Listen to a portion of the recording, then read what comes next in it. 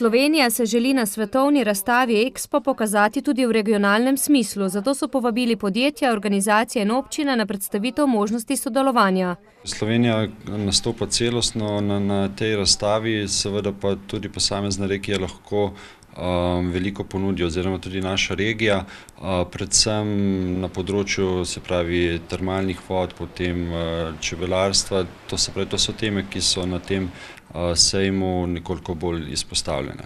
Expo je priložnost, da se jugovzhodna Slovenija še bolj izpostavi. In izkoristi to priložnost za izdatno promocijo turistične ponudbe Dolenjske. Zato si želimo, da bi kot regija nastopili in se prikazali v čim boljši luči na Expo. Osrednja tema Expa Milano 2015 je hrana, geslo pa hrana za planet, energija za življenje. Prednost pri oblikovanju programa bodo imele vsebine povezane s hrano, pa tudi z ekologijo in zdravim življenjskim slogom. Slovenija pa se predstavlja sloganom I feel Slovenia, green, active, healthy.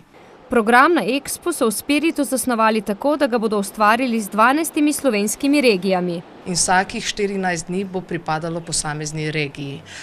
V tistem času se bo regija lahko predstavljala z raznimi videomateriali, gospodarsko, kulturno in pa seveda tudi turistično.